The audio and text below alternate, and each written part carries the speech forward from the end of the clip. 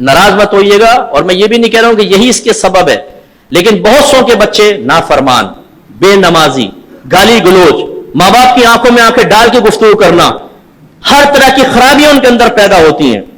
ایسے والدین کو چاہیے کہ اپنے اعمال پر تھوڑی سی توجہ کریں کہ کیا اپنے اولاد کو خدا نہ خواستہ آپ نے مشکوک غذا تو نہیں کھلائی ہے، ان کی تربیت تو آپ نے اس میں کمی تو نہیں کی ہے. تربیت کا معنی کیا ہوتا ہے؟ تبلیغ الشیء الی کمالہ شیئا فشیئا، کسی شے کو اس کے درجہ کمال تک پہنچانا آہستہ آہستہ. میرا مشاہدہ یہ ہے کہ آج ماں باپ جو ہیں خود ان کو تربیت کی سب سے زیادہ ضرورت ہے.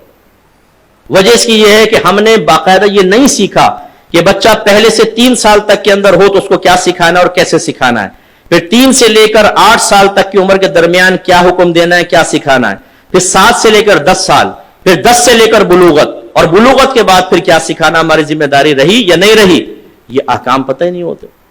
آپ کے نبی فرماتے ہیں، میں نہیں کہتا ہوں، بچہ 7 برس کا ہو جائے اس کو نماز کا حکم دو، 10 برس کا ہو جائے مار کر نماز پڑھاؤ اور اس کا بستر علیحدہ کر دو. یہ آپ کے نبی فرما رہے ہیں.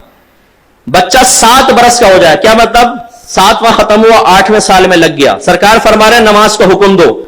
نماز کا حکم آپ اسی کو دیں گے نا جس کو پہلے نماز سکھائی ہوگی، جس کو طہارت کا مسئلہ سکھایا ہوگا، استنجا کرنا آپ نے سکھایا ہوگا، وضو کرنا سکھایا ہوگا کم از کم، پھر نماز کا طریقہ آپ نے سکھایا ہوگا، تبھی تو بچے کو کہیں گے. کون باپ ہے جو اپنے بچے کو سکھا رہا ہے؟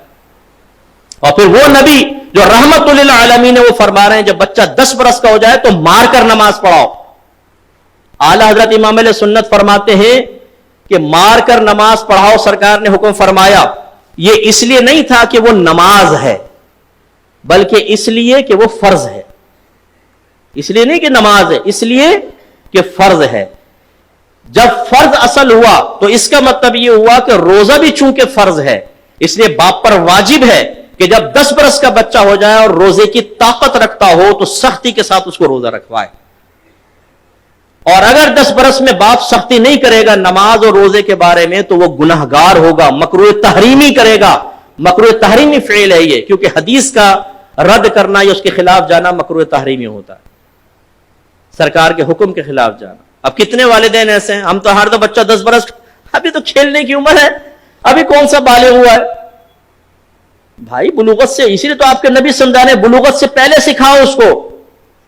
یہ بالکل ایسا ہوگا جیسے ایک نوجوان کا UK کا ویزا لگ گیا اور آپ کہیں کہ بیٹا امیگریشن کے سارے قوانین سیکھ لے، ذرا وہاں کے لاس سیکھ لے کہ تو وہاں تو اترے گا، غلط کام نہ کر. ٹھہرو بھائی ٹھہرو، پہلے UK کے سرزمین پہ اترنے تو دو، پھر سب سیکھ لوں گا.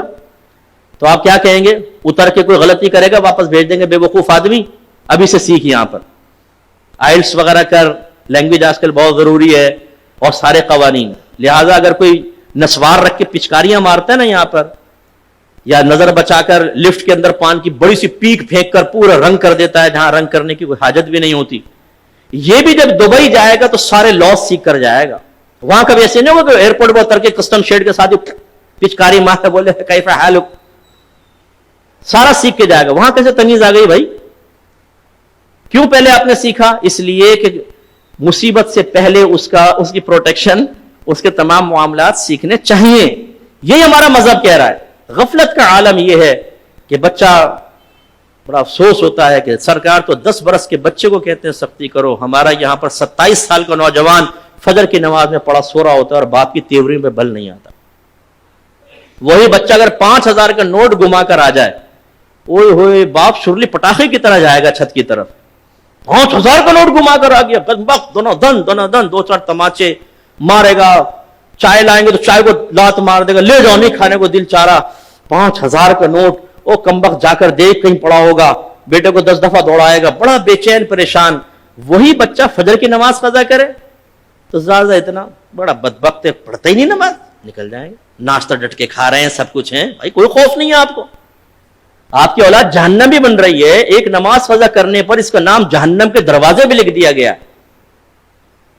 جیسے آپ کے دروازے پہ آپ کے بیٹے کے بارے میں اکرم نام ہو تو اکرم چرسی لکھ کے کوئی چلا جائے تو خوش ہوں گے آپ؟ کس نے لکھا ہے میرے بیٹے کا چرسی؟ حالانکہ بیٹا ہو بھی نہیں، لیکن چرسی لکھنا ہی آپ کے لیے بڑی تکلیف کی بات. اور آپ کے نبی فرما رہے ہیں جس نے نماز جان بوجھ کر قضا کی اس کا نام جہنم کے دروازے پر لکھ دیا جاتا ہے. لیکن باپ نہیں پھڑکے گا. چرسی پہ پھڑک گیا وہاں جہنمیوں میں نام لکھا گیا، اولاد کو کوئی پرواہ نہیں ہے. بیوی پڑی سو رہی ہے، خراٹے لے رہی ہے ساری رات میں، تھک گئی ہوں جی میں، اس لیے فجر کی نماز نہیں پڑھ رہی. کوئی تیوری میں بل نہیں آتے، بھائی اٹھو نماز پڑھو، گھر میں بے برکتی اور نحوست ہوگی. تو معذرت کے ساتھ کتنے ہم میں ایسے بیٹھے ہوں گے کہ جنہوں نے کئی مہینے سے فجر کی نماز نہیں پڑھی. کتنے ایسے بیٹھے ہوں گے جن کے کئی سال تک گھر میں قرآن نہیں کھلا ہے، یا اس نے خود نہیں کھولا ہے. فرصت ہی نہیں. سیکھیے خدا را، اصلاح کیجئے، احکام شرعیہ عملیہ سیکھیے، اپنے بچوں کو سکھائیے. اس طرح گناہوں کے مت خدا را ذرا اس کا بھی خیال کر لیں.